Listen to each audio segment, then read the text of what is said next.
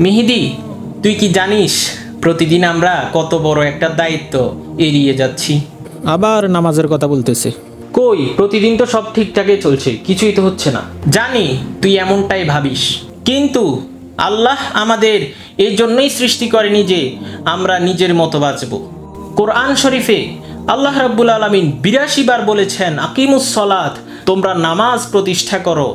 এটা কোনো অপশনাল কাজ না। আমি জানি ভাই, কিন্তু এত কাজের চাপে নামাজে মন বসে না। পড়ার পর যেন বুঝতে পারি না।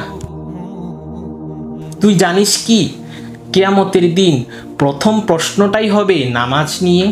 আল্লাহ আমাদের প্রশ্ন করবেন, তোমার নামাজগুলো কোথায়? তখন আমরা কি উত্তর দিব মেহেদি? জানি না। আল্লাহ আমাদের এত সুন্দর করে সৃষ্টি করেছেন, এত কিছু দিচ্ছেন, আমাদের কি উচিত নয় তার প্রতি একটু হলেও কৃতজ্ঞতা প্রকাশ করা? নামাজই সেই কৃতজ্ঞতার সর্বোচ্চ প্রকাশ। কিন্তু আমি নামাজ পড়লেও আমার ইচ্ছাটা তো সেভাবে আসে না। তুই জানিস না নামাজ পড়ার পুরস্কার কি? কোরআনে বলা হয়েছে, নামাজই সমস্ত অশ্লীলতা এবং মন্দ কাজ থেকে মানুষকে বিরত রাখে। তুই যদি একবার সত্যিকার মনে নামাজে দাঁড়াস, দেখবি আল্লাহ রাব্বুল আলামিন তোর মনকে শান্ত করবেন এবং কি সকল পাপ থেকে তোকে দূরে রাখবেন। যদি আমার ইচ্ছা না হয়, ইচ্ছা না হলে তোকে নিজের জন্য ইচ্ছা তৈরি করতে হবে। এটা কোনো ছেলে খেলা নয় মেহেদি। নামাজ না পড়লে আমাদের পরিণতি খুব ভয়ানক হবে। জাহান্নামের আগুনের কষ্ট আমরা ধারণাও করতে পারি না। কিন্তু যদি আমরা নামাজ ঠিকভাবে আদায় করি, তাহলে জান্নাতের দরজাগুলো আমাদের জন্য খুলে যাবে। জান্নাতের দরজা? হ্যাঁ, জান্নাতের দরজা, যেখানে আসল সুখ, আসল শান্তি। সেখানে কোনো দুঃখ নেই, কষ্ট নেই। আল্লাহ সেই সব মানুষদের জন্য জান্নাত প্রস্তুত করে রেখেছেন যারা এই দুনিয়াতে তার নির্দেশ পালন করেছে।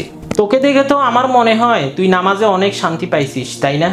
হ্যাঁ ভাই, নামাজ আমাকে শান্তি দেয়, আমার মনকে সজাগ রাখে। যখন নামাজ পড়ি তখন মনে হয় আমি আল্লাহর সাথে সংযুক্ত। এটা একটা অন্যরকম অনুভূতি যা কেবল নামাজেই পাওয়া যায়। ঠিক আছে ভাই, আজ থেকে আমি আর অবহেলা করব না। আমি নামাজ পড়ব, আল্লাহর কাছে ফিরে যাব। আলহামদুলিল্লাহ। জানিস তুই এত সুন্দর একটা সিদ্ধান্ত নিয়ে তোর জন্য কত বড় পুরস্কার তৈরি করেছিস। আল্লাহ তোকে পরিপূর্ণ হেদায়েত দিক, আমিন। প্রিয় মুসলিম ভাই এবং বোনেরা, নামাজ আমাদের জন্য এক মহামূল্যবান আমানত। এই দায়িত্ব অবহেলা করলে কিয়ামতের দিন আল্লাহর কাছে আমরা কি জবাব দেব? আল্লাহ আমাদের সকলকে সঠিক পথে পরিচালিত করুক। আসুন প্রিয় মুসলিম ভাই এবং বোনেরা, আমরা সবাই নামাজে ফিরে আসি।